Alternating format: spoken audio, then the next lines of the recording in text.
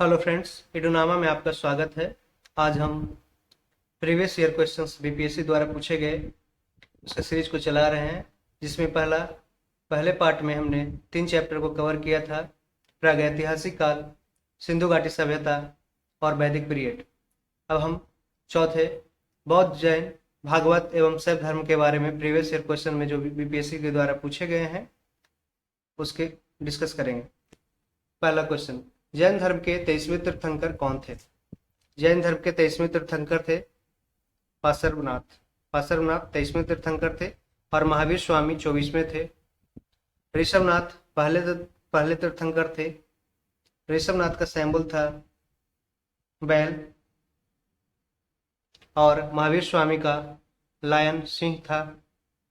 पार्श्वनाथ का सांप था। अरिष्टनेमी ये 22वें तीर्थंकर थे। जैन धर्म के 23वें तीर्थंकर पार्श्वनाथ थे, जो काशी के इक्ष्वाकु वंशीय राजा अश्वसेन के पुत्र थे। महावीर स्वामी जैन धर्म के 24वें तथा ऋषभनाथ प्रथम एवं अरिष्टनेमी 22वें तीर्थंकर थे। महावीर स्वामी के काल में जैन धर्म अपने चरमोत्कर्ष पे था। अगले क्वेश्चन की ओर बढ़ते हैं। त्रिपिटक का संबंध किस धर्म से है? ये बौद्ध धर्म से है। जैन धर्म का संबंध आगम से है। आगम टोटल 12 है जो जैन धर्म का संबंध रखते हैं। त्रिपिटक बौद्ध धर्म के प्रमुख ग्रंथ है, जो इसी तरह आगम जैन धर्म के प्रमुख ग्रंथ है। बुद्ध की मृत्यु के बाद उनकी शिक्षाओं को संकलित कर 3 भागों में बांटा गया, जिन्हें त्रिपिटक कहा गया। विनय पिटक, सुत्त पिटक तथा अभिधम पिटक। त्रिपिटक बौद्ध धर्म के आदर्श, सिद्धांत और नियमों को दर्शाता है। विनय पिटक में जो उनके फॉलोअर्स होते थे, बौद्ध भिक्षु होते थे, उनके लिए उनके आचरण को पालन करने के लिए बारे में दर्शाया गया है विनय पिटक में। सुत्त पिटक होते थे जो बुद्ध द्वारा दिए गए सुत्त फार्मूला, तथा अभिधम पिटक जो बुद्ध भगवान के विचारों को, धर्म के विचारों के बारे में दिखाया गया है अभिधम पिटक में। गौतम बुद्ध ने अपना प्रथम धर्मोपदेश कहाँ दिया था? सारनाथ में। आप देख सकते हैं कि कितने एग्जामों में बीपीएससी के क्वेश्चन बार बार रिपीट भी हुए हैं, तो इसलिए ये सीरीज काफी इंपॉर्टेंट है। गौतम बुद्ध द्वारा अपना प्रथम धर्मोपदेश सारनाथ में दिया गया था। यह उत्तर प्रदेश के वाराणसी जिले में स्थित है। इसे प्राचीन काल में ऋषि पतन या मृग दाव के नाम से जाना जाता था। गौतम बुद्ध द्वारा सारनाथ में दिए गए प्रथम उपदेश को धर्म चक्र परिवर्तन के नाम से जाना जाता है। बोध गया में किसे ज्ञान की प्राप्ति हुई थी? गौतम बुद्ध को। गौतम बुद्ध को बोध गया में ज्ञान की प्राप्ति हुई थी। गौतम बुद्ध का जन्म कब हुआ था? 563 ईसा पूर्व में कपिलवस्तु के निकट लुम्बिनी में, जो भी नेपाल में है, हुआ था। जन्म के 7वें दिन ही माता का देहावसान हो गया, मृत्यु हो गई। अतः इनकी मौसी महाप्रजापति गौतमी ने इनका पालन पोषण किया। 29 वर्ष की अवस्था में उन्होंने गृह त्याग दिया। बौद्ध ग्रंथों में इस घटना को महाविनिष्क्रमण कहा गया है। तो आप इसका मेन पॉइंट याद रखिएगा कि ये इनका जन्म कपिलवस्तु के निकट लुम्बिनी में हुआ था 563 ईसा पूर्व में, और जन्म के 7वें दिन ही माता का देहावसान हो गया। और इनको पालन पोषण कौन किया था? इनकी मौसी महाप्रजापति गौतमी। इसी कारण से इनका नाम गौतम बुद्ध पड़ा। कब ये घर को त्याग किए थे? 29 वर्ष की अवस्था में। और कब इनको ज्ञान की प्राप्ति हुई? 35 वर्ष की अवस्था में। बौद्ध ग्रंथों में इस घटना को महाविनिष्क्रमण कहा गया है। भगवान बुद्ध ने ज्ञान प्राप्त करने के लिए लंबे वर्षों तक तपस्या और साधना में जीवन कहाँ व्यतीत किया? गया में। गया में फल्गु नदी के किनारे इनको मोक्ष की प्राप्ति हुई, जिसे निरंजना नदी भी बोलते हैं। बोध गया में महाबोधि मंदिर बनाया गया है, जहां गौतम बुद्ध को ज्ञान की प्राप्ति हुआ था। तृतीय बौद्ध सभा का सभापतित्व प्रेसिडेंट कौन था? इसका आंसर होगा डी, मोगली पुत्र तीस। 3 से 30 याद रखिएगा, मोगली पुत्र 30। अब हम जानते हैं तृतीय बौद्ध सभा का सभापतित्व मोगली पुत्र तीस ने किया था। अब सारे बौद्ध संगति में टोटल 4 हुए। 4 बौद्ध संगति। प्रथम राजगिरी में 483 ईसा पूर्व में महाकश्यप इसके अध्यक्ष थे और अजात शत्रु के शासनकाल में। द्वितीय हुए थे वैशाली में 383 ईसा पूर्व, जिसका अध्यक्ष सावाकामीर या सर्वकामी कहलाता है। ये कालाशोक के शासन में हुआ था। तृतीय पाटलिपुत्रा में जो 251 ईसा पूर्व में हुआ था, मोगली पुत्र तिस इसके अध्यक्ष थे और अशोक के शासनकाल में ये संपन्न हुआ था। चतुर्थ कश्मीर के कुंडलवन प्रथम शताब्दी फर्स्ट सेंचुरी एडी में हुआ था। वसुमित्र इसके अध्यक्ष थे और कनिष्क कुषाण वंश के राजा कनिष्क इसके शासन काल में हुआ था। तो आप इसका एक ट्रिक से याद कीजिएगा, यहाँ पे आर भी पी के और इसको एम एम एस एम भी और इसको एके से याद रखिएगा, एके। ठीक है, ये जबरदस्त ट्रिक है, आप इसको परीक्षा में अप्लाई कीजिएगा, आंसर आपका नहीं छूटेगा। तो आपको राजगीर, बी से वैशाली, पी से पाटलिपुत्रा और के से कश्मीर के कुंडलवन। ठीक है, और ये याद रखिएगा, पहले 483 हुआ, फिर 383 100 साल कम हुआ, उसके बाद 251 याद रख दीजिएगा और प्रथम शताब्दी याद रखिएगा। पहला में महाकश्यप कैपिटल एम याद रखिएगा, दूसरा में सवा कमीर याद आपका एस रहेगा MS, और मोगिल पुत्तिस जहाँ पे 3 रहेगा वहां पे तीसरा हो जाएगा, और वसुमित्र। ठीक है, वसुमित्र आपको याद होगा चौथा में है, और अजात शत्रु ए, कालाशोक के, और अशोक फिर ए और कनिष्क के। इसलिए सबसे आपको पहले याद ध्यान में रखना होगा कि अजात शत्रु ही पहले थे। ठीक है, फिर कनिष्क चौथे थे। आगे देखते हैं। देखिए, उससे रिलेटेड क्वेश्चन पूछा गया है, आप इसको सॉल्यूशन देखते हैं। तृतीय बौद्ध संगति काउंसिल कहाँ आयोजित हुए थे? हम लोग याद था ये कहाँ RVP के। ठीक है, याद है RVP के। तीसरा कहाँ हुआ था? पी से पाटलिपुत्रा में। प्रथम बौद्ध महासभा कहाँ आयोजित हुआ था? ये देखिए आर से कहाँ था? प्रथम राजगृह। देखिए कितना आसानी से याद हो गया, और क्वेश्चन पूछे भी गए हैं इससे। इनमें से किस शासक ने चतुर्थ बौद्ध संगति कश्मीर में आयोजित की? अब याद रखिए, एक RVP के। देखिए सॉल्यूशन मिल जाएगा। चतुर्थ है, चतुर्थ ये है कनिष्क कुंडलवन में, कनिष्क कुंडलवन में। ठीक है, कनिष्क कुंडलवन।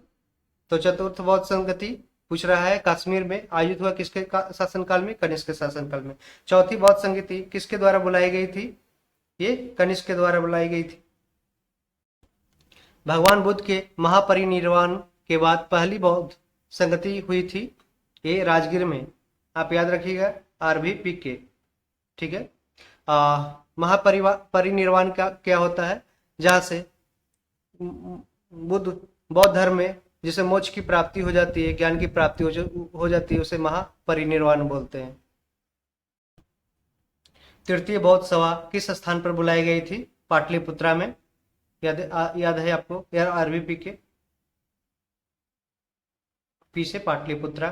ठीक है, प्रथम बौद्ध परिषद को बुलाया गया था एक याद रखिएगा, एक अजात शत्रु। ठीक है, तो कुछ बेसिक क्वेश्चंस रहेंगे, उसको हम स्किप करके आगे बढ़ते रहेंगे। जो मेन क्वेश्चन रहेंगे उसको हम यहाँ पे डिस्कस करते रहेंगे। महात्मा बुद्ध ने कहाँ महापरिनिर्वाण प्राप्त किया? कहाँ इनका देहांत हुआ? तो ये कुशीनगर में हुआ। कुशीनगर। महात्मा बुद्ध की मृत्यु 483 ईसा पूर्व को मल्लों की राजधानी कुशीनगर। पूछ देता है कि मल्लों की राजधानी कहाँ थी? कुशीनगर में। मृत्यु के समय महात्मा बुद्ध की अवस्था कितने वर्ष की थी? 80 वर्ष की थी। इनकी मृत्यु को बौद्ध ग्रंथों में महापरिनिर्वाण कहा गया है। महात्मा बुद्ध को ज्ञान की प्राप्ति बोध गया में पीपल वृक्ष के नीचे हुई है। महात्मा बुद्ध ने अपना प्रथम उपदेश सारनाथ में दिया। इस घटना को धर्म चक्र परिवर्तन कहा गया। महात्मा बुद्ध का जन्म 563 ईसा पूर्व में लुम्बिनी नेपाल में हुआ था। निम्न में से किस भारतीय दर्शन ने परमाणु सिद्धांत एटॉमिक थ्योरी का प्रतिपादन किया? वैशेषिक ने। परमाणु सिद्धांत का प्रतिपादन वैशेषिक भारतीय दर्शन ने किया था। यह सिद्धांत जगत की संरचना से जुड़ा हुआ है। इस सिद्धांत के प्रतिपादक कनाद ऋषि थे। कनाद ऋषि थे वैशेषिक भारतीय दर्शन से। त्रिरत्न या तीन रत्न जैसे सटीक ज्ञान, सच्ची आस्था और सटीक क्रिया निम्न में से किससे संबंधित है? ये जैन धर्म से संबंधित है। आप याद रखिएगा, राइट नॉलेज KFC जानते हैं, right knowledge, right faith, right conduct, मतलब कि सटीक ज्ञान, सच्ची आस्था और सटीक क्रिया जैन धर्म से जुड़ी हुई है। जैन धर्म में वस्तुतः त्रिरत्न, इसे त्रिरत्न बोलते हैं, का प्रतिपादन किया गया है। तीन रत्न सम्यक दर्शन, सम्यक ज्ञान और सम्यक चरित्र है। इन तीनों को मोक्ष का मार्ग बताया गया है। सम्यक दर्शन का अर्थ है सच्ची आस्था, सम्यक ज्ञान का अर्थ है सटीक ज्ञान एवं सम्यक चरित्र का अर्थ है सटीक क्रिया। हालांकि त्रिरत्न बुद्ध, धम्म तथा संघ की धारणा बौद्ध धर्म में भी प्राप्त होती है। और बौद्ध धर्म के त्रिरत्न क्या है? बुद्ध है, बुद्धम शरणम गच्छामि, धम्मम शरणम गच्छामि, संघम शरणम गच्छामि। पाटलिपुत्र में बुलाई गई प्रथम जैन संगति के अध्यक्ष कौन थे? स्थूलभद्र। पाटलिपुत्र में पहला जैन संगति हुआ था जिसके अध्यक्ष थे स्थूलभद्र। स्थूलभद्र ने प्रथम जैन संगति की अध्यक्षता की थी, जिसका आयोजन पाटलिपुत्र में किया गया था। प्रथम जैन संगति का आयोजन मौर्य शासक चंद्रगुप्त मौर्य के शासन काल में लगभग 300 ईसा पूर्व में पाटलिपुत्र में संपन्न हुए चंद्रगुप्त मौर्य के समय में, और दूसरा बल्लभी गुजरात में हुआ था क्षमा शर्मन के काल में। महात्मा बुद्ध की माता का क्या नाम था? महामाया। महात्मा बुद्ध का जन्म लगभग 563 ईसा पूर्व में कपिलवस्तु के समीप लुम्बिनी नामक स्थान पर आधुनिक रुमिनदेही अथवा रुमिनदेह नामक स्थान हुआ था, जहाँ पे अशोक विजिट भी किए थे। उनकी माता का नाम महामाया था, जो कोलिय गणराज की कन्या थी। किस वंश की? कोलिय गणराज की कन्या थी। उनके पिता कौन थे? सुधोधन कपिलवस्तु के शाक्यगण के प्रधान थे। किस गण? शाक्यगण। शाक्यगण के पिता और कोलिय गणराज की माता महामाया, पिता सुधोधन। गौतम बुद्ध के बचपन का नाम सिद्धार्थ था। बौद्ध संघ की प्रथम महिला अनुयायी प्रजापति गौतमी, जो इनकी मौसी थी, जिन्होंने इनकी देखभाल की, पालन पोषण की, और दूसरी आम्रपाली नामक गणिका, जिसे वैश्या बोलते हैं, आम्रपाली नामक वैश्या थी। बुद्ध ईश्वर के अस्तित्व को नहीं मानते थे। बुद्ध है जो ईश्वर के अस्तित्व को, बुद्ध याद रखिएगा, बुद्ध है जो गॉड में विश्वास नहीं करते थे। ये क्वेश्चन पूछता। बुद्ध ईश्वर के अस्तित्व को नहीं मानते थे। बुद्ध गृह त्याग के बाद, जिसे गृह वनिष्क्रमण के बाद अलार कलाम और रुद्रक रामपुत्र के आश्रम में शिक्षा प्राप्त करने के लिए गए थे। भरूच और अमरावती बौद्ध धर्म के प्रसिद्ध केंद्र थे। इनके पहले गुरु का नाम अलार कलाम, और फिर उन्होंने रुद्रक रामपुत्र के भी से भी शिक्षा प्राप्त करने के लिए गए थे। गौतम बुद्ध का जन्म कहाँ हुआ था? लुम्बिनी, नेपाल में, जो अभी रुमेनदेही है। भरूच एवं अमरावती सुप्रसिद्ध केंद्र कहाँ थे? ये बौद्ध धर्म के थे। जो भरूच और अमरावती, भरूच है मध्य प्रदेश में, अमरावती आंध्र प्रदेश में, और सांची याद रखिएगा, सांची सबसे बड़ा स्तूप है यहाँ पे मध्य प्रदेश में। ठीक है, सांची स्तूप का आकार ऐसे होता है कि अंडोनुमा आकार होता है। ठीक है, यहाँ पे मेन तोरण जिसे बोलते हैं, गेटवे होता है। ठीक है, और इसके ऊपर दक्षिणा पथ होता है, जहाँ पे चारों तरफ है जैसे से घूमते हैं। ठीक है, इसके ऊपर छतरी और ऐसे छतरी लगा होता है। ठीक है, हर्मिका, जिसे हर्मिका बोलते हैं, छतरी इस तरीके से लगा रहता है। ठीक है, और यहाँ पे इनके जो बुद्ध भगवान के अवशेष है, वो अंड के अंदर, ये स्तूपा के अंदर जमा किए गए थे। और बहुत सारे स्तूपा है, जैसे एक सारनाथ में भी स्तूपा बनाया गया है, और बहुत सारे जगह स्तूपा का निर्माण देखने को आपको मिल जाएगा। हाँ, एक फैक्ट और याद आ गया कि जिसे यूपीएससी ने एक बार क्वेश्चन भी पूछा था कि ये जो स्तूप का आकार है जो कहाँ से प्राप्त हुआ था? ये बौद्ध धर्म से प्राप्त हुआ था, या बौद्ध धर्म में स्टार्ट किया गया था पहली बार, या फिर पहले भी था? तो इसका वैदिक काल में भी, वैदिक पीरियड में भी इसको स्तूपा का आकार को देखने को मिलता है, तो इसे ध्यान में रखिएगा। वे शिक्षक जिनसे बुद्ध ने महानिष्क्रमण, गृह त्याग के बाद सबसे पहले ज्ञान प्राप्ति का प्रयास किया है अलार कलाम एवं रुद्रक रामपुत, अलार कलाम एवं रुद्रक रामपुत से। बौद्ध संघ की प्रथम महिला अनुयायी सदस्य कौन थी? ये थी उनकी मौसी गौतमी, प्रजापति गौतमी। ठीक है। इनके प्रमुख शिष्य आनंद के कहने पे इनकी माता या मौसी प्रजापति गौतमी को पहली महिला अनुयायी के रूप में शामिल किया गया था। निम्नलिखित में से कौन सा कथन बुद्ध की ईश्वर की अवधारणा के विषय में सत्य है? ईश्वर का अस्तित्व नहीं है। बुद्ध भगवान गॉड में बिलीव नहीं करते थे। जैन धर्म के प्रवर्तक महावीर जी का जो 24वें तीर्थंकर थे, उनका मोक्ष स्थान कहाँ स्थित है? पावापुरी बिहार में। महावीर स्वामी का जन्म 599 ईसा पूर्व अथवा 540 ईसा पूर्व दोनों दिया गया है में वैशाली के निकट कुंड ग्राम में हुआ था। उनके पिता सिद्धार्थ ज्ञात्रिक क्षत्रियों के संघ के प्रधान थे, जो बज्जी संघ का एक प्रमुख सदस्य था। 527 ईसा पूर्व अथवा 468 ईसा पूर्व के लगभग 72 वर्ष की आयु में राजगिर के समीप स्थित पावापुरी नामक स्थान पर उन्होंने शरीर त्याग कर दिया। तो आप इसे यहाँ पे 2 डेट है, उससे कंफ्यूज मत होइए। एक जैसे 2 सोर्स से दिया गया है, एक 599 ईसा पूर्व में और एक 540 ईसा पूर्व में। तो मोस्ट एक्सेप्टेड ये है कि 540 ईसा पूर्व में दिया गया है, और बाकी बहुत सारे किताबों में 599 ईसा पूर्व भी देखने को मिला है। महावीर को कैवल्य ज्ञान की प्राप्ति जिरम्भिक ग्राम में हुआ था। महावीर को कैवल्य ज्ञान की प्राप्ति जिरम्भिक ग्राम में हुआ था। कैवल्य का मतलब होता है जो ज्ञान की प्राप्ति हो जाना।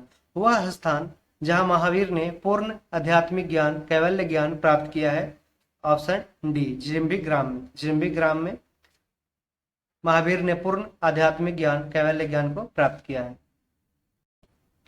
जिरम्भिक ग्राम ऋजुपालिका नदी के किनारे है। गया में बुद्ध भगवान की बुद्ध ज्ञान की प्राप्ति हुई थी, जो निरंजना अर्थात फल्गु नदी के किनारे बसा है। त्रिपिटक किसकी धार्मिक पुस्तक है? ये बौद्ध धर्म की त्रिपिटक धार्मिक पुस्तक है। पाली भाषा में रचित बौद्ध साहित्य को त्रिपिटक कहा जाता है। ये त्रिपिटक सुत्त पिटक, विनय पिटक और अभिधम पिटक है। सुत्त पिटक में बौद्ध धर्म के आदेश संग्रहित है।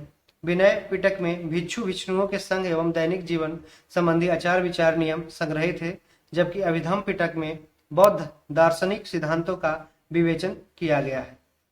इसे आप तीनों को ध्यान में रखिएगा कि सुत्त पिटक क्या है, विनय पिटक क्या है और अभिधम पिटक क्या है, तीनों का फीचर्स क्या है। ठीक है। और आगम कहता तो आगम, ये जैन की धार्मिक पुस्तक आगम। त्रिपिटक किस भाषा में लिखी गई है? जो भी बौद्ध धर्म ग्रंथ से रिलेटेड होते थे वर्क, वो पाली भाषा में लिखे जाते थे। ठीक है। तो त्रिपिटक है जो पाली भाषा में लिखे गए, जबकि जैन का ग्रंथ होता था जो प्राकृत भाषा में लिखा जाता था। बोध गया में बोधि वृक्ष अपने वंश की किस पड़ी का है? तो यहाँ पे आगे इसका एक्सप्लेनेशन देखते हैं। बोधि वृक्ष बिहार राज्य के गया जिले में बोध गया स्थित महाबोधि मंदिर परिसर में स्थित एक पीपल का वृक्ष है। किसका? पीपल का है। बरगद मत याद रखिएगा। इसी वृक्ष के नीचे 531 ईसा पूर्व में भगवान बुद्ध को ज्ञान की प्राप्ति हुई थी। तथ्यों में विवाद होने के कारण बिहार लोक सेवा आयोग ने इस प्रश्न को डिलीट कर दिया था। ठीक है, आगे देखते हैं। बुद्ध के जीवन की 4 महत्वपूर्ण घटनाओं और उनसे संबंधित 4 स्थानों का नीचे उल्लेख किया गया है। यह 2 स्तंभों में अंकित है, 1 और 2 में, जो अशोक के द्वारा स्तंभ खड़ा किया गया था। आपको इनका सुमेल करना है। जन्म इनका कहाँ हुआ था? जन्म हो गया था लुम्बिनी में। ज्ञान की प्राप्ति सारनाथ में, ज्ञान की प्राप्ति बोध गया में, निरंजना नदी किनारे फल्गु। प्रथम प्रवचन कहाँ दिए थे? ये सारनाथ में दिए थे, जिसे धर्म चक्र परिवर्तन कहा गया है। और निधन कहाँ हुआ था? कुशीनगर में, मल्लों की राजधानी कुशीनगर में इनका निधन हो गया था। बौद्ध धर्म के प्रवर्तक बुद्ध या सिद्धार्थ का जन्म कपिलवस्तु के लुम्बिनी नामक ग्राम में शाक के क्षत्रिय कुल में 563 ईसा पूर्व में हुआ था। इन्होंने सांसारिक समस्याओं से अलग होकर 29 वर्ष की अवस्था में गृह त्याग दिया, जिसे महाविनिष्क्रमण कहते हैं। गृह त्याग को महाविनिष्क्रमण कहते हैं। इस त्याग को बौद्ध ग्रंथों में महाविनिष्क्रमण कहा गया। गृह त्याग के उपरांत सर्वप्रथम वे वैशाली के नजदीक अलार कलाम पहले गुरु के आश्रम में आए और यहाँ से उरुवेला, बोध गया को उरुवेला कहा गया है, के लिए प्रस्थान किया। बुद्ध के जीवन की घटनाओं का क्रम क्रमशः है।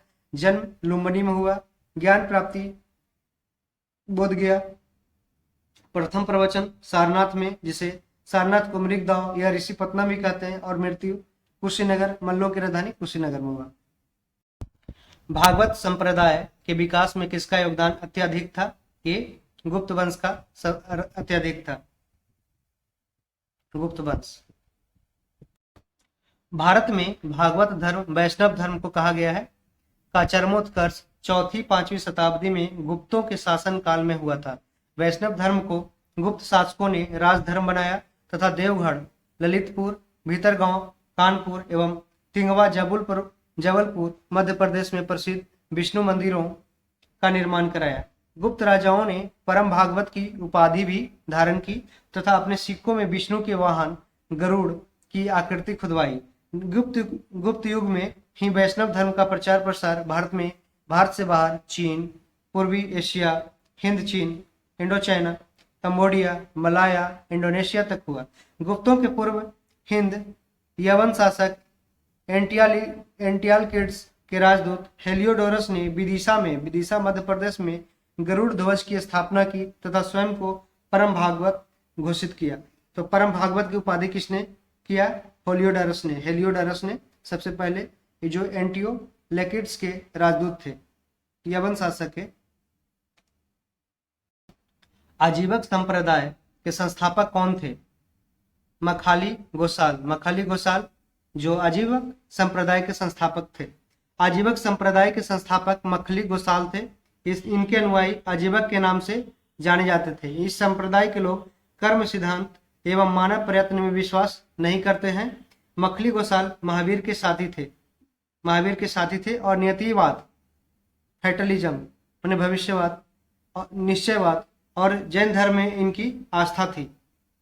यह संप्रदाय मौर्य काल में लोकप्रिय हुआ। आजीवकों का उल्लेख पतंजलि ने भी किया है। योग गुरु पतंजलि। मौर्य शासक अशोक व दशरथ ने बराबर नागार्जुन पहाड़ी पर गुफाओं का निर्माण आजीवकों के लिए किया गया था। अशोक व दशरथ ने बराबर व नागार्जुनी पहाड़ जो बिहार में स्थित है उसका निर्माण कराया गया था आजीवकों के लिए। किसके लिए किया गया था? आजीवकों के लिए पूछा जाता है। जो लोमस ऋषि केव है, लोमस ऋषि गुफा है जो ही बराबर के गुफाओं में है। देखिए, बराबर के गुफाओं का उपयोग किसने आश्रम गृह के रूप में किया? आजीवकों ने। आश्रय लेने के लिए आजीवकों ने किया है। तीन मौर्य राजाओं ने अलग अलग धर्मों का विकास कराया। जैसे कि सबसे पहले देखते हैं चंद्रगुप्त मौर्य जैन धर्म को फॉलो करता था। ठीक है, उन्होंने श्रवणबेलगोला में अंतिम में जाके संलेखना विधि से अपना प्राण त्याग कर दिया, श्रवणबेलगोला कर्नाटक में। और दूसरा बिंदुसार जो आजीविका संप्रदाय को फॉलो करता था, आजीवक संप्रदाय को फॉलो करता था। अशोक बाद में कोई भी धर्म को फॉलो नहीं करता था, लेकिन अंत में उन्होंने बौद्ध धर्म को ग्रहण किया और बौद्ध धर्म को लेकर के एक धर्म के बारे में एक विचार प्रकट किया। निम्नलिखित में कौन सबसे पूर्वकालिक जैन ग्रंथ कहलाता है? ये 14 पूर्व कहलाता है। 14 पूर्व। जैन धर्म के वास्तविक संस्थापक स्वामी महावीर जो 24वें तीर्थंकर थे द्वारा दिए गए मौलिक सिद्धांतों फंडामेंटल प्रिंसिपल को महावीर के शिष्यों ने 14 पूर्व में संकलित किया गया। यही 14 पूर्व जैन धर्म के प्राचीनतम धर्म ग्रंथ है। 12 अंग, कितने अंग है? 12 अंग तथा उपांग भी जैन धर्म से संबंधित। 12 उपांग और 12 अंग से संबंधित है जैन धर्म से। जैन धर्म कल्पसूत्र को भद्रबाहु ने लिखा। कल्पसूत्र जैन ग्रंथ है जिसे भद्रबाहु ने लिखा। यहाँ ज्ञातत्व है कि जैन धर्म के प्रथम तीर्थंकर ऋषभदेव थे जिनका सैंपल वेल था। जैन धर्म में 5 अनुव्रत है जिसमें आजीवन अनुव्रत को अनुव्रत नहीं माना गया है। जैन कल्प सूत्र को किसने लिखा? भद्रबाहु ने लिखा जैन कल्प सूत्र। प्रथम तीर्थंकर थे महावीर। जैन धर्म के अनुव्रतों में निम्न में से कौन सा नहीं है?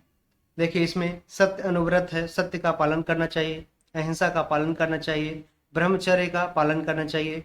देखिए इसमें 3 है जो प्रथम तीर्थंकर 23वें तीर्थंकर पार्श्वनाथ के द्वारा दिए गए थे, लेकिन चौथा ब्रह्मचर्य जो है ये महावीर के द्वारा जोड़े गए थे। तो पूछता है क्वेश्चन कि महावीर के द्वारा क्या जोड़े गए थे? तो ब्रह्मचर्य का पालन करना ये जोड़े गए थे। और एक है जो चोरी नहीं करना, ठीक है, अपने सामान को ज्यादा संग्रह नहीं करना। निम्नलिखित में से कौन सी बात बौद्ध धर्म तथा जैन धर्म में समान नहीं है? कौन सा एक दोनों में फॉलो नहीं किया गया है? तो आत्मदमन, सेल्फ सेपरेशन, ठीक है। अहिंसा को दोनों में देखा गया है कि अहिंसा को दोनों ने अच्छा नहीं माना है। वेदों के प्रति उदासीनता दिखाई है क्योंकि उस टाइम वेदों की बहुवालिता थी। रीति व रिवाजों की अस्वीकृति, रीति रिवाज को उन्होंने खारिज कर दिया था। आत्मदमन को दोनों फॉलो नहीं किया, तो इसका आंसर होगा आत्मदमन। आत्मदमन सबसे हाईएस्ट देखा गया है जैन धर्म में, जहां पे कीड़ा को मारना भी एक पाप होता है। आगे पढ़ते हैं। जैन धर्म आत्मदमन में विश्वास करता है, जबकि बौद्ध धर्म आत्मदमन में गहरी आस्था नहीं रखता है, जबकि गहरी आस्था आत्मदमन में जैन धर्म रखता है। जैन तथा बौद्ध धर्म में कुछ समानताएं थी, जैसे दोनों धर्मों में यज्ञ, कर्मकांडों, जाति प्रथा, छुआछूत का विरोध किया गया। दोनों ही ईश्वर की सत्ता को स्वीकार नहीं करते, ईश्वर को दोनों नहीं मानते, परंतु इनमें कुछ असमानताएं भी है। जैसे कि अहिंसा में दोनों धर्म विश्वास करते थे, अहिंसा में, नॉन वायलेंस में दोनों विश्वास करते थे, पर जैन धर्म इस पर अधिक से अधिक बल देता था। जैन धर्म में मोक्ष शरीर त्यागने के बाद ही संभव था, ठीक है, जो मोक्ष है जैन धर्म में, मोक्ष है उस शरीर त्यागने के बाद ही संभव था, पर बौद्ध धर्म में निर्वाण के लिए शरीर त्यागने की आवश्यकता नहीं थी। दोनों धर्मों में यदि ज्ञान की प्राप्ति होगी तो उससे निर्वाण भी बोल सकते हैं। दोनों धर्मों में महत्वपूर्ण अंतर आत्मा के विचार को लेकर था, आत्मा, सोल।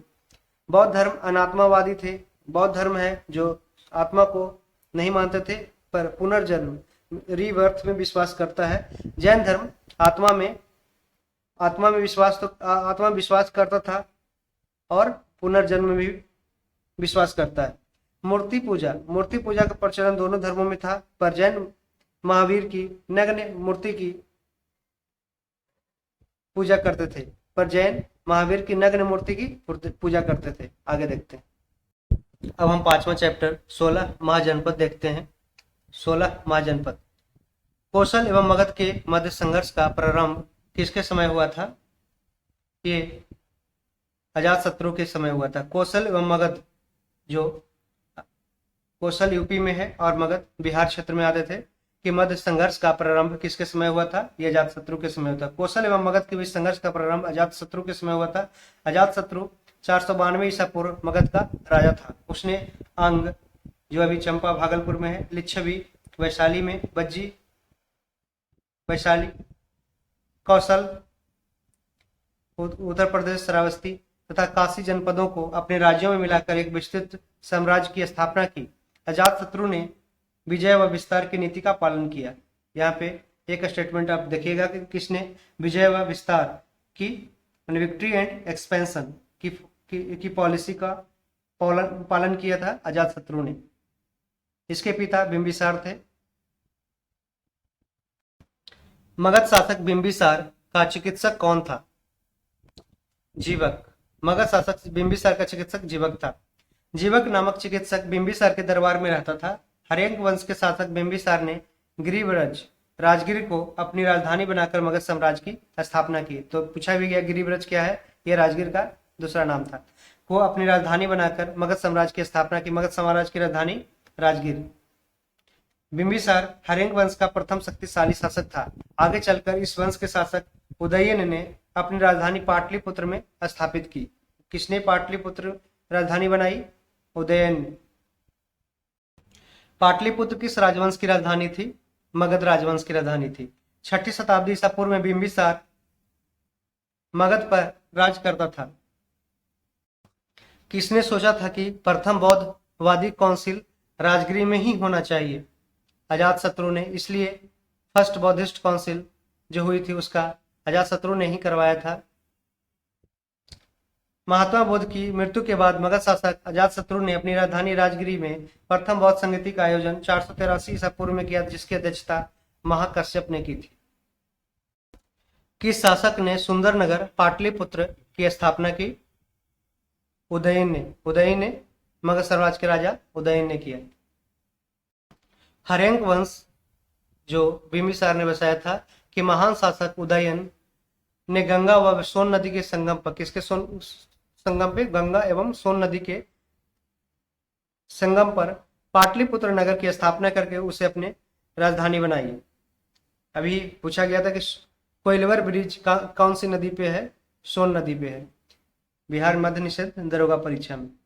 किस शासक ने अपनी राजधानी पाटलिपुत्र में स्थानांतरित की थी? उदयन ने। अवंती राज की राजधानी कहाँ थी? उज्जैन। पश्चिमी तथा मध्य मालवा मध्य प्रदेश के क्षेत्र में अवंती महाजनपद बसा हुआ था। इसके दो भाग थे, उत्तरी अवंती जिसकी राजधानी उज्जैनी थी तथा दक्षिणी अवंती जिसकी राजधानी महिष्मती थी, जो बाहुबली में मूवी में दिखाया महिष्मती। उज्जैनी की पहचान मध्य प्रदेश के आधुनिक उज्जैन नगर से की जाती है। यहाँ का प्रमुख शासक चंद्रप्रदोत था। चंद्रप्रदोत कहाँ का राजा था? यह था अवंती का राजा चंद्रप्रदोत था। देख ली।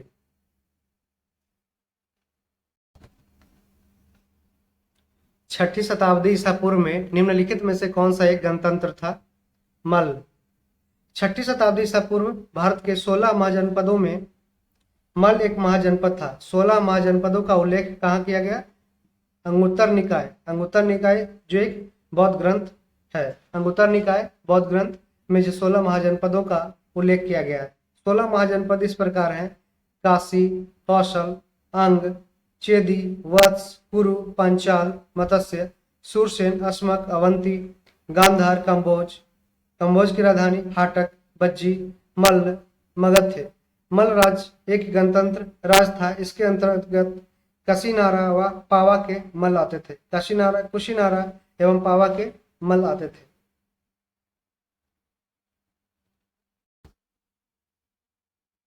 मगध की प्रारंभिक राजधानी कौन थी? राजगिरी, गिरिब्रज। षोडश 16 महाजनपद काल में मगध सबसे शक्तिशाली था। मगध की स्थापना हर्यंक वंश के बिंबिसार ने किया था और राजगिरी को अपनी राजधानी बनाया था। प्राचीन महाजनपद मगध की प्रथम राजधानी पूछा है कहाँ थी? तो ये राजगिरी अर्थात गिरिब्रिज था। ठीक है, याद रखिएगा। अजातशत्रु के वंश का क्या नाम था? ये हर्यंक वंश थे, इनके पिता का नाम बिंबिसार था, जो हर्यंक वंश की स्थापना किए थे। अजातशत्रु हर्यंक वंश के संस्थापक बिंबिसार का पुत्र था। अजातशत्रु ने अपने पिता की हत्या कर मगध की सत्ता हथिया ली थी। पिता की हत्या करने के कारण उसे पितृहंता कहा गया। विश्व का पहला गणतंत्र वैशाली में किसके द्वारा स्थापित किया गया? लिच्छवी के द्वारा। विश्व का पहला गणतंत्र, ये बार बार क्वेश्चन रिपीट होता है, वैशाली में किसके द्वारा स्थापित किया गया था? लिच्छवियों के द्वारा। वैशाली के लिच्छवियों ने विश्व का पहला गणतंत्र स्थापित किया था। वैशाली बुद्ध काल का सबसे बड़ा तथा शक्तिशाली गणराज था। लिच्छवी बज्जी संघ में सर्वप्रथम था। ईसा पूर्व 6ठी सदी में विश्व की प्रथम गणतंत्रात्मक व्यवस्था कहाँ की गई थी? ये वैशाली में बज्जी लक्ष्मियों के द्वारा। 16 महाजनपदों की सूची कहाँ उपलब्ध है? ये बौद्ध ग्रंथ अंगुत्तर निकाय में उपलब्ध है। बौद्ध ग्रंथ अंगुत्तर निकाय तथा जैन ग्रंथ भगवती सूत्र में बुद्धकालीन 16 महाजनपदों का उल्लेख प्राप्त है। तो भगवती सूत्र किससे संबंधित है? जैन ग्रंथ से, और अंगुत्तर निकाय बौद्ध ग्रंथ से, जिसमें दोनों ग्रंथों में 16 महाजनपदों का उल्लेख किया गया है। 16 महाजनपदों में अस्मक या अस्सक महाजनपद जिसकी राजधानी पोटन या पोटली थी दक्षिण भारत में अवस्थित एकमात्र महाजनपद था। इन महाजनपदों में मगध सबसे शक्तिशाली महाजनपद था। आप ध्यान में रखेंगे, ये भी पूछा गया कि सबसे शक्तिशाली कौन था, मगध। और सबसे दक्षिण भारत का एकमात्र महाजनपद कौन था, ये अस्मक था या अस्सक बोलते हैं, जिसकी राजधानी पोतन, ये पोटल या पोटली थी। ठीक है। प्रथम मगध साम्राज्य का उत्कर्ष किस शताब्दी में हुआ था, ये 6ठी शताब्दी ईसा पूर्व में हुई थी। प्रथम मगध साम्राज्य का उत्कर्ष 6ठी शताब्दी ईसा पूर्व में हुआ था। इस साम्राज्य की महत्ता का वास्तविक संस्थापक राजा बिंबिसार लगभग 544 से 492, याद रखिएगा, 544 से 492 ईसा पूर्व था। वह हर्यंक वंश से संबंध था। निम्नलिखित में से कौन प्राचीनतम राजवंश है, ये नंद वंश भारत का सबसे प्राचीनतम राजवंश है। नंद वंश मगध बिहार का लगभग 344 ईसा पूर्व से 323 ईसा पूर्व के बीच का शासक वंश था। 344 ईसा पूर्व में नंद वंश की स्थापना महापद्मनंद ने की थी। पुराणों में महापद्मनंद को शूद्रक वोदर्व कहा गया है। महाबोधि वंश उसे उग्रसेन कहते हैं। उग्रसेन किसे, महापद्मनंद जो नंद वंश की स्थापना किया था। पुराणों में महापद्मनंद को शूद्र गर्भो उद्भव कहा गया। शूद्र के गर्भ से उत्पन्न बालक को महापद्मनंद कहा गया था। अंग जनपद की राजधानी कहाँ थी, चंपा। अंग जनपद की राजधानी चंपा है। जो अंग नरेश कर्ण थे, कर्ण को अंगराज बोला गया है। 16 महाजनपदों में अंग महाजनपद का महत्वपूर्ण स्थान है, जिसकी राजधानी चंपा थी। बिंबिसार अंगराज को जीतकर उसे मगध में मिलाया और अपने पुत्र अजातशत्रु को वहां का शासक नियुक्त किया। वर्तमान भागलपुर एवं मुंगेर जिले बिहार में जिसे जो अंग महाजनपद के अंतर्गत आते हैं। वत्स का राज्य स्थित था इलाहाबाद के आसपास। वत्स महाजनपद वर्तमान प्रयागराज इलाहाबाद के क्षेत्र में स्थित था। इसकी राजधानी कहाँ थी, कौशाम्बी। वत्स की राजधानी कौशाम्बी। बुद्ध काल में यहाँ पौरव वंश का शासन था। किसका था, बुद्ध काल में पौरव वंश का शासन था, जिसका प्रसिद्ध राजा उदयन था। ये दूसरा उदयन था। उदयन का प्रेम संबंध अवंती की राजकुमारी वासव दत्ता से हुआ था। उदयन को प्रसिद्ध बौद्ध भिक्षु पिंडोला ने बौद्ध मत में दीक्षित किया था। कौशाम्बी प्रसिद्ध व्यापारिक नगर भी था। कौशाम्बी से उदयन का विशाल राजमहल प्राप्त हुआ है। कौशाम्बी से उदयन का विशाल राजप्रसाद प्राप्त हुआ है। प्राचीन भारत में द्वितीय नगरीकरण, सेकंड अर्बेनाइजेशन से संबंधित क्षेत्र क्या था, गांगे मैदान। गंगे का मैदान, मैदानी एरिया। प्राचीन भारत में द्वितीय नगरीकरण से संबंधित क्षेत्र गांगे मैदान, उत्तरी काली पॉलिश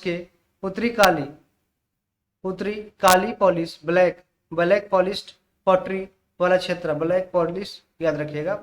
यहाँ पे जो घड़ा या बर्तन मिलता था वो काले रंग से पॉलिश किया गया था। द्वितीय नगरीकरण का उद्भव का विकास महाजनपदों के आविर्भाव के साथ साथ प्रारंभ होता है तथा मगध साम्राज्य की स्थापना में अपने चरमोत्कर्ष पर पहुंच जाता है।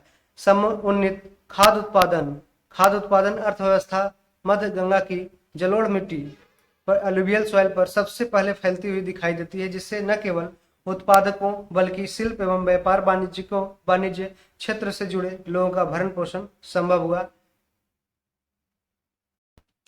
मौर्य एवं मौर्योत्तर काल, Maurya and later Maurya period.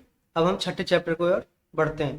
पहला question, from when was Shaka Samvat started. शक संवत का प्रारंभ कब हुआ था, ये 78 एडी से प्रारंभ हुआ था। शक संवत का प्रारंभ 78 एडी में हुआ था। इसे प्रारंभ करने का श्रेय कुषाण शासक कनिष्क को जाता है। शक संवत निकालने के लिए वर्तमान ईस्वी में से 78 कम कर दिया जाता है। भारतीय राष्ट्रीय कैलेंडर शक संवत पर ही आधारित है, जिसे 1957 में मान्यता प्राप्त है। ये क्वेश्चन रिपीट होता है। 1957 में भारतीय राष्ट्रीय कैलेंडर को मान्यता प्राप्त है। शक कैलेंडर समय को चंद्र सौर गणना पर आधारित है। चंद्र सौर गणना पर आधारित है। यहाँ पे याद रखिएगा, भारतीय राष्ट्रीय कैलेंडर है जो किस संवत पर आधारित है, विक्रम नहीं है, शक संवत पर आधारित है, जो 1957 में अपनाया गया था, जिसे कनिष्क ने स्टार्ट किया था। दूसरी शताब्दी के आसपास रचित संस्कृत के शिलालेख के अनुसार सुदर्शन झील एक कृत्रिम जलाशय आर्टिफिशियल पॉन्ड की मरम्मत किसने की थी? रुद्र दामन ने। जूनागढ़ के शासक रुद्र दामन। जूनागढ़ अभिलेख 150 से 151 ईस्वी के अनुसार रुद्र दामन फर्स्ट द्वारा सुदर्शन झील के मरम्मत कराने का उल्लेख प्राप्त होता है। उल्लेखनीय है कि सुदर्शन झील का निर्माण चंद्रगुप्त मौर्य के प्रांतीय शासक पुष्य गुप्त ने कराया था। बाद में अशोक के राज्यपाल तुषास्प ने उसमें नहर निकलवाया था। ठीक है। उल्लेखनीय है कि रुद्र दामन के समय में अतिवृष्टि से झील का बांध टूट गया था, जिसकी मरम्मत कार्य रुद्र दामन के प्रांतीय शासक सुविशाख ने करवाई थी। इसके लिए प्रजा पर कोई अतिरिक्त कर नहीं आरोपित किया गया था। ये क्वेश्चन अभी पूछा गया था हाल ही में कोई एग्जाम में, यूपीएससी ने पूछा था कि जो सुदर्शन झील का निर्माण हुआ था उसमें कोई प्रजा के द्वारा टैक्स वसूला गया था या नहीं, तो इसमें नहीं है, नो टैक्स। ठीक है। और ये याद रखें कि अशोक के चंद्रगुप्त मौर्य के प्रांतीय शासक कौन थे? पुष्यगुप्त ने वहां पे सुदर्शन झील का निर्माण कराया था, और सुविशाख रुद्र दामन के प्रांतीय शासक था जिसने इसकी मरम्मत करवाई थी। मौर्य समाज का अंतिम शासक कौन था? बृहद्रथ। मौर्य समाज का अंतिम शासक बृहद्रथ था। चंद्रगुप्त मौर्य ने 323 ईसा पूर्व में मौर्य साम्राज्य की स्थापना किया था। बृहद्रथ की हत्या उसके सेनापति पुष्यमित्र शुंग ने की थी, जिसने शुंग राजवंश की स्थापना की। पुष्यमित्र शुंग। मेगास्थनीक, जिसने इंडिका लिखा है, को राजदूत के रूप में किसके दरबार में भेजा गया था? चंद्रगुप्त मौर्य के दरबार में भेजा गया था, जो सेल्यूकस निकेटर के राजदूत थे। मेगास्थनीज यूनानी राजा सेल्यूकस द्वारा मौर्य सम्राट चंद्रगुप्त मौर्य के दरबार में भेजा गया एक यूनानी राजदूत था, एक ग्रीक एम्बेसडर था। वह एक खोजकर्ता तथा इतिहासकार था। उसने इंडिका नामक पुस्तक की रचना की, जिसमें उस समय के भारतीय समाज के बारे में वर्णित किया।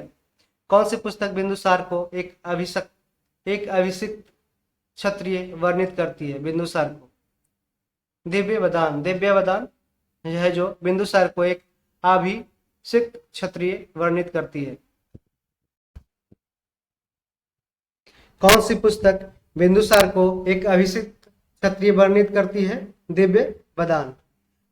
दिव्यवदान में चंद्रगुप्त के पुत्र बिंदुसार को क्षत्रिय मूर्धक अर्थात अभिषिक्त क्षत्रिय कहा गया। बिंदुसार मौर्य साम्राज्य के दूसरे शासक थे।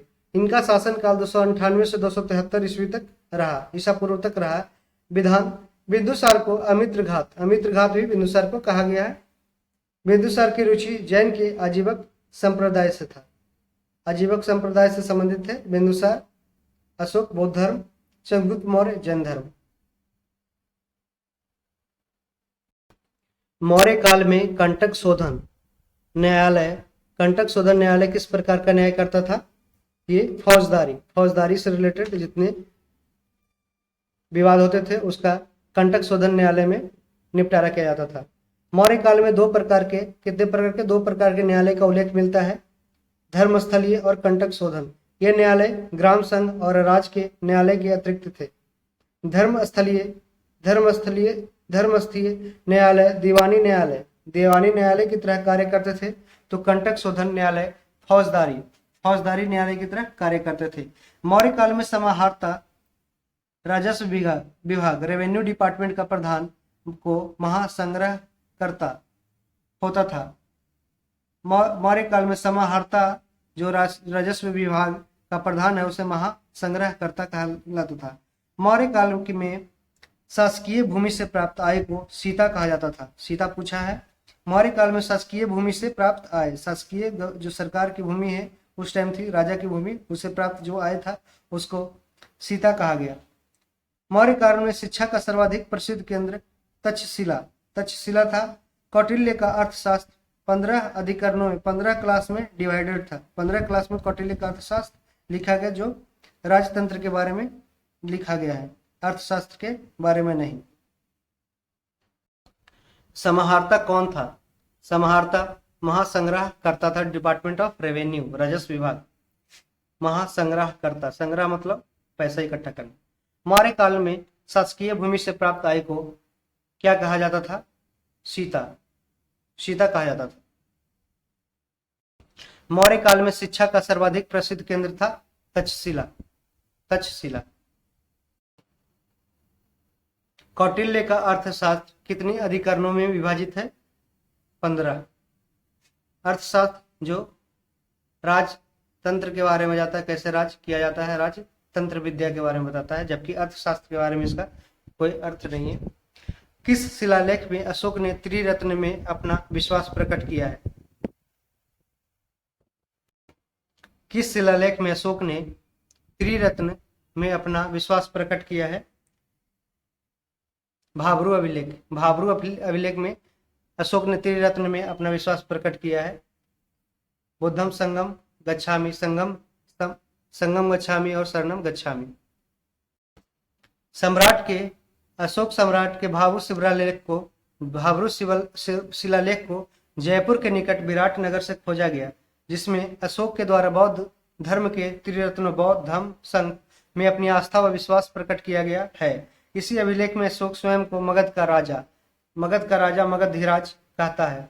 सोहगौरा अभिलेख में अकाल का उल्लेख मिलता है, अकाल का उल्लेख मिलता है कहाँ? सोहगौरा अभिलेख। अशोक के 13वें शिलालेख में कलिंग विजय का निर्णय मिलता है, 13वें शिलालेख में कलिंग विजय। सामान्यतः अशोक अपने अभिलेखों में प्रियदर्शी नाम से जाना जाता है। अशोक के अभिलेखों को सर्वप्रथम जेम्स प्रिंसप ने पढ़ा था 1837 में। 1837 पूछता है, याद रखिएगा।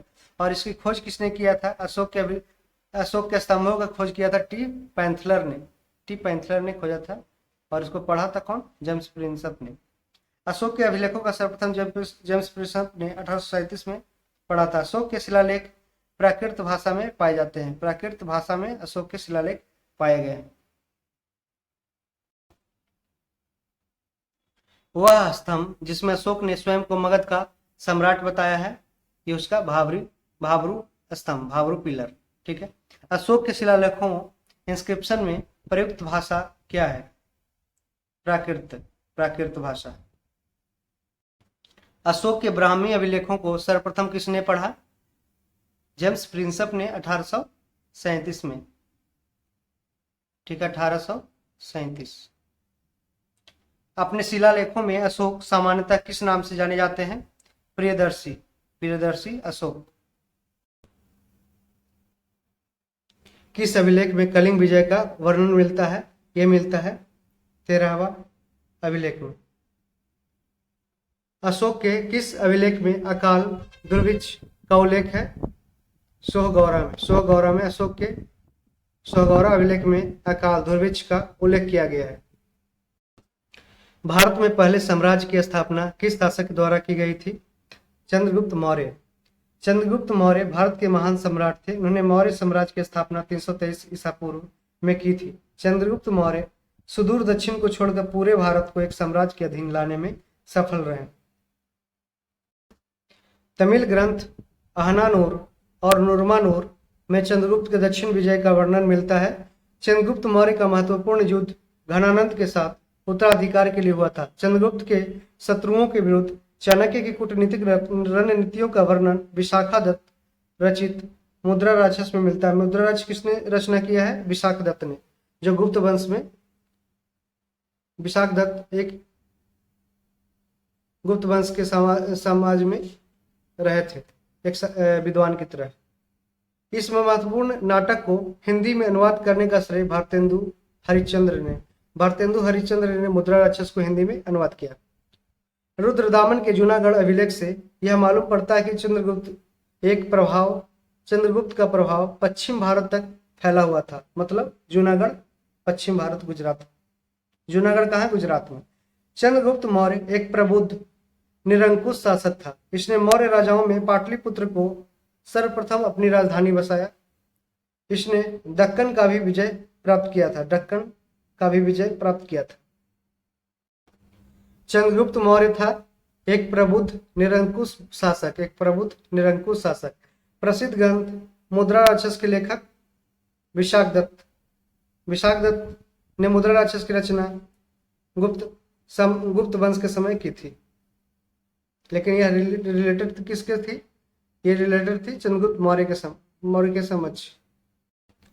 किस अभिलेख से यह साबित होता है कि चंद्रगुप्त का प्रभाव पश्चिम भारत तक फैला हुआ था? रुद्रदामन का जूनागढ़ अभिलेख से। पाटलिपुत्रा को किस शासक ने सर्वप्रथम अपनी राजधानी बनाई? चंद्रगुप्त मौर्य ने। निम्नलिखित में से किस मौर्य राजा ने डक्कर की विजय प्राप्त की थी? डेक्कन का विक्ट्री किया था चंद्रगुप्त मौर्य ने। चंद्रगुप्त मौर्य। किसके ग्रंथ में चंद्रगुप्त मौर्य का विशिष्ट रूप से वर्णन किया गया है? विशाखदत्त के बुक मुद्रा राक्षस। कौटिल्य अथवा चाणक्य या विष्णुगुप्त एक ही नाम है, किस सम्राट का प्रधानमंत्री था? चंद्रगुप्त मौर्य। कौटिल्य अथवा चाणक्य मौर्य साम्राज्य के संस्थापक सम्राट चंद्रगुप्त मौर्य का प्रधानमंत्री और पुरोहित था। पुरोहित प्रमुख धर्माधिकारी होते थे। चंद्रगुप्त मौर्य के समय से ये दोनों विभाग कौटिल्य के अधीन था। तो कौटिल्य धर्माधिकारी भी थे और प्रधानमंत्री भी थे और पुरोहित साथ में थे ही। कौटिल्य को भारत का मैकियावेली भी कहा गया है। भारत का मैकियावेली कौटिल्य। कौटिल्य ने अर्थशास्त्र नामक प्रसिद्ध ग्रंथ की रचना की जो राजनीति शास्त्र से संबंधित है, ना कि अर्थशास्त्र से। चंद्रगुप्त मौर्य ने सेल्यूकस को बख्शिश उपहार के रूप में 500 युद्ध करने वाले हाथी दिया था। नंद वंश के बाद मगध पर मौर्य वंश का शासक स्थापित हुआ। विलियम जोन्स ने सेंड्रोकोटस की पहचान चंद्रगुप्त मौर्य से की है। तो यहाँ पे 2 क्वेश्चन बनेगा कि सेंड्रोकोटस किसे कहा गया? चंद्रगुप्त मौर्य को। और किसने ये पहचान किया है? तो विलियम जोन्स ने, जो एशियाटिक सोसाइटी ऑफ बंगाल 1784 में की स्थापना में महत्वपूर्ण भूमिका निभाए थे। चंद्रगुप्त मौर्य ने सेल्यूकस को बख्शिश के गिफ्ट के रूप में क्या दिया था? 500 युद्ध करने वाले हाथी दिया था। मेगा स्तरीय दूत था, किसका था? ये सेल्यूकस का था, जो चंद्रगुप्त मौर्य के शासनकाल में आया था। इसके द्वारा रचित इंडिका पुस्तक में मौर्य युगीन समाज एवं संस्कृति का विवरण मिलता है। मेगास्थनीज ने इंडिका नामक पुस्तक में पाटलिपुत्र के नगर प्रशासन का उल्लेख किया। पाटलिपुत्र के नगर प्रशासन का उल्लेख मेगास्थनीज ने इंडिका में किया है। इसके साथ ही इसमें मौर्य समाज का 7 वर्गों में विभाजन का भी वर्णन मिलता है। तो कितने वर्ग थे विभाजित? 7 वर्गों में। मौर्य समाज बटा था 7 वर्गों में। वह स्रोत जिसमें पाटलिपुत्र के प्रशासन का नगरीय वर्णन किया गया है, ये इंडिका में मेगास्थनीज के द्वारा। मौर्य समाज का 7 वर्गों में विभाजन का विशेष रूप से उल्लेख किया गया है मेगास्थनीज की पुस्तक इंडिका में। अशोक के धम्म का मूल संदेश क्या है? इसमें से एक से अधिक। यह उपयुक्त में से कोई नहीं, आंसर ऑप्शन ई। आगे देखते हैं एक्सप्लेनेशन। अशोक के धम्म में राजा के प्रति वफादारी, बड़ों का सम्मान, धार्मिक सहनशीलता तथा शांति एवं अहिंसा के विचार परिलक्षित होते हैं। इसलिए स्टेटमेंट उपयुक्त में से एक से अधिक है। शांति से अहिंसा, धार्मिक सहनशीलता, राज्यों के प्रति वफादारी, बड़ों का सम्मान। इतिहास में अशोक की प्रसिद्धि का कारण उसका धम्म है, जिसको अशोक ने अपने दूसरे तथा 7वें स्तंभ लेख में इस प्रकार वर्णित किया है। धम्म है साधुता, बहुत से कल्याणकारी अच्छे कार्य करना, पाप रहित होना, मृदुता, दूसरों के प्रति व्यवहार में उदारता लाना, दया, दान तथा सुचिता। अशोक ने अपने 12वें शिलालेख में धम्म की सारवृद्धि पर जोर दिया है। तो उन्होंने धम्म से रिलेटेड टोटल है 3, 2, 7 और 12। 2, 7, 12 है जो अशोक के धम्म से संबंधित है।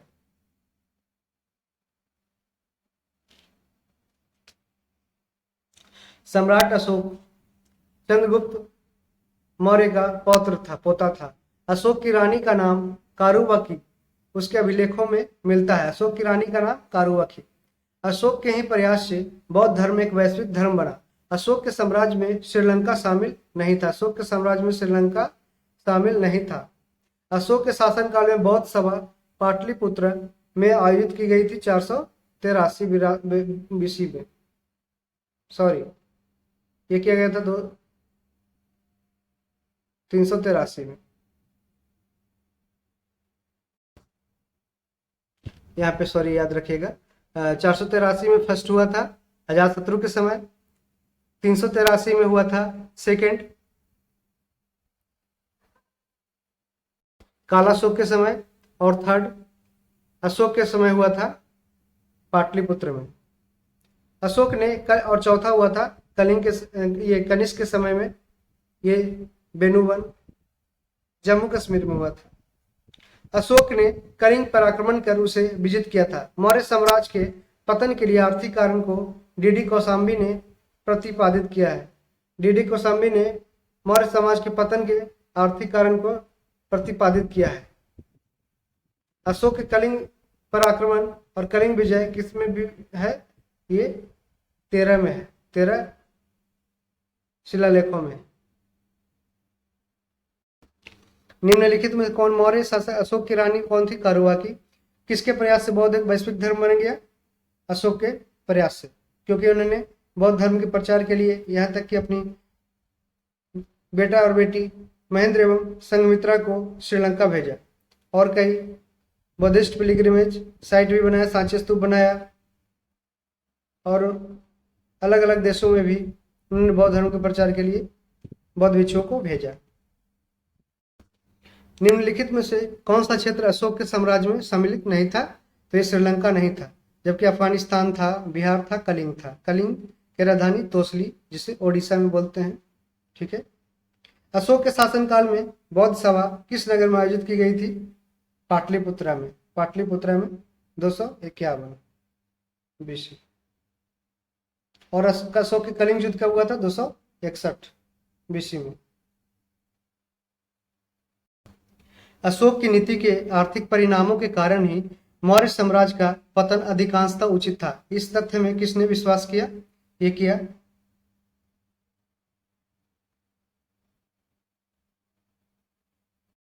इसका आंसर सॉरी ई होगा, इसमें से कोई नहीं, क्योंकि इसका डीडी कौशाम्बी ने अशोक की नीति के आर्थिक परिणामों के कारण ही मौर्य साम्राज्य का पतन हुआ था, इस पर विश्वास किया था।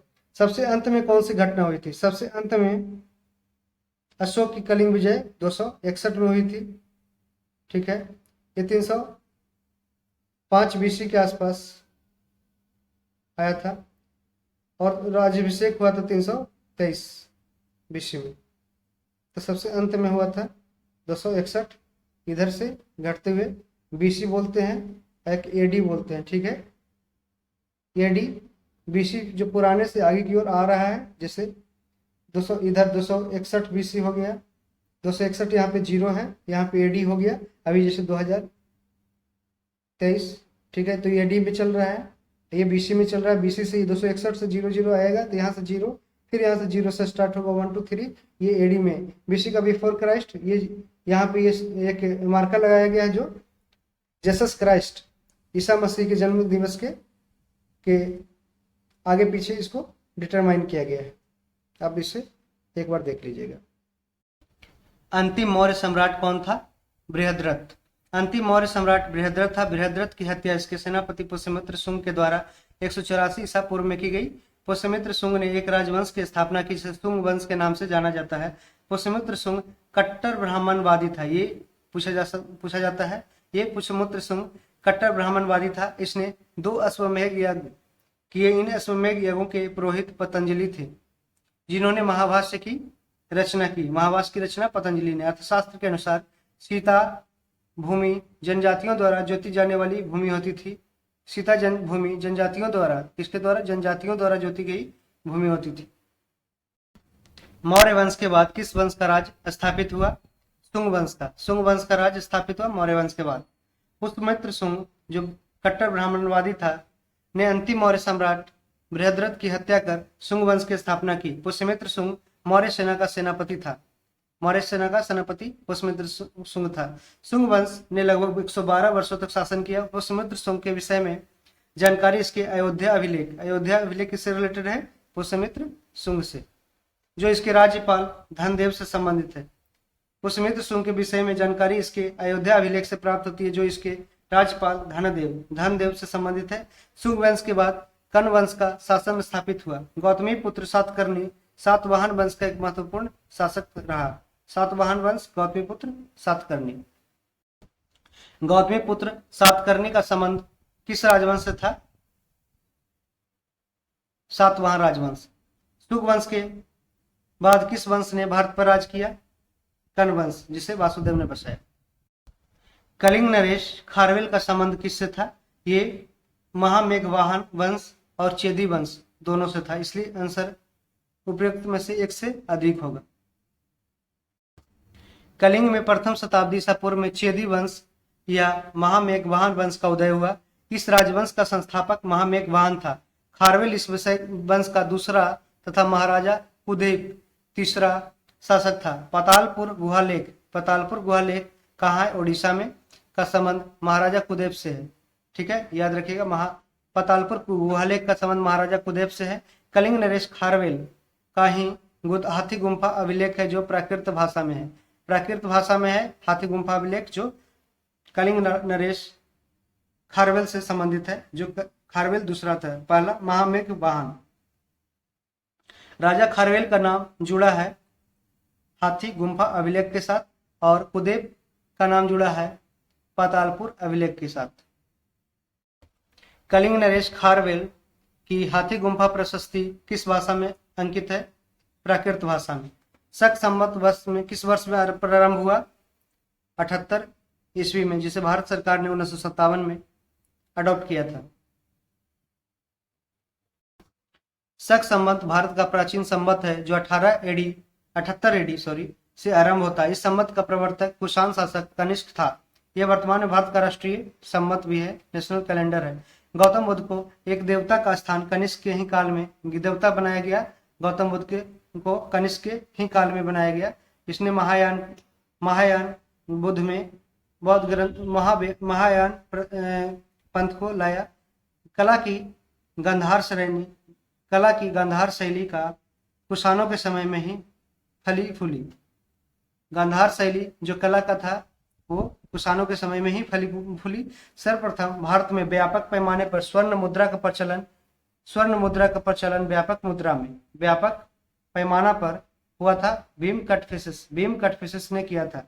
कनिष्क के काल में चतुर्थ बौद्ध संगति का आयोजन कश्मीर के कुंडलवन में किया गया था। निम्नलिखित में से किनको शक संवत की स्थापना का श्रेय जाता है?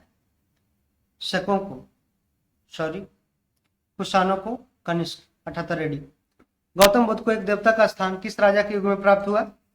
कनिष्क, महायान वंश। सांची का विशाल स्तूप समय को निर्धारित करता है, मौर्यन पीरियड को।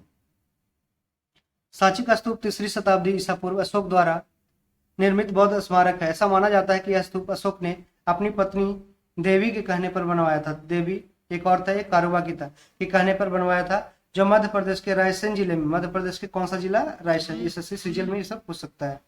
कौन सा जिला? रायसेन जिले में। यह स्मारक सामान्य अर्धगोलाकार ईंट द्वारा निर्मित है। पाटलिपुत्र स्थित चंद्रगुप्त का महल मुख्यतः लकड़ी का बना था। मथुरा से प्राप्त कुछ मूर्ति मौर्य काल का नहीं है। मौर्य काल का नहीं है। कुम्हरार जो पटना में है, कुम्हरार स्थल से मौर्य राजप्रसाद मतलब राजमहल मिला है। बराबर की गुफाओं को अशोक ने आजीविकों को दान किया था। ताम्रपट्ट मुखत्या एक तांबे की प्लेट है, जो मौर्य काल से संबंधित। ताम्रपट्ट मुखत्या एक तांबे की प्लेट है, जो मौर्य काल से संबंधित है। कौन सा पुरातात्विक स्थल मौर्य राजप्रसाद को से संबंध रखता है? कुम्हरार। ये पाटलिपुत्र, ये पटना में है। कुम्हरार राजेंद्र नगर स्टेशन से 5 किलोमीटर 3 किलोमीटर बोल सकते हैं आगे आसपास। ताम्रपत्र है, क्या है ताम्रपत्र? मौर्य साम्राज्य से संबंधित एक तांबे की प्लेट है। मौर्य साम्राज्य से संबंधित ताम्रपत्र। बराबर की गुफाओं की अशोक ने किस संप्रदाय को दान में दिया था? आजीवक संप्रदाय, जिसे मखाली गोसाल ने स्थापित किया था, जो नियतिवाद पे आधारित है, फेटलिज्म। निम्नलिखित में से कौन सा एक मूर्ति शिल्प मौर्य काल का नहीं है? यहाँ पे सारनाथ का सिंह शीर्ष है, जो उत्तर प्रदेश में है। धौली हस्ती, इसका भी उड़ीसा में है। मथुरा से प्राप्त खड़ी मूर्ति ये नहीं है। रामपुरवा जो बैल है, जो पश्चिम चंपारण में इसका भी है, जो मौर्य काल का से संबंध, सी मौर्य संबंध से नहीं रखता था ये कनिष्क के समय, और बाकी सब मौर्य के समय, अशोका के समय। पाटलिपुत्र में स्थित चंद्रगुप्त महल मुख्यतः बना था लकड़ी का। भूमि अनुदान लैंड ग्रांट किन्हें दिया गया था? जो शाही दरबार से जुड़े हुए थे, ब्राह्मण को। ब्राह्मण को भूमि अनुदान दिया गया था जो शाही दरबार से जुड़े थे। भूमिदान का सर्वप्रथम अभिलेखीय साक्ष्य सातवाहन कालीन रानी नगनिका के नाना घाट अभिलेख से प्राप्त हुआ है।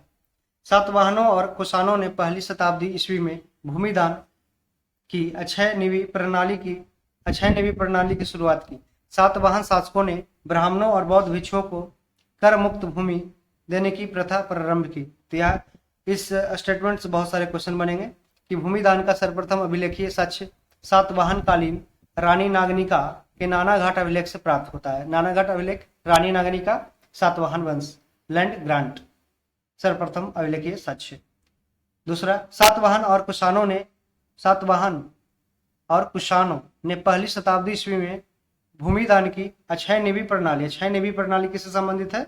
ये भूमिदान लैंड ग्रांट से संबंधित है, जिसे सातवाहन और कुषाणों ने पहली शताब्दी में स्टार्ट की।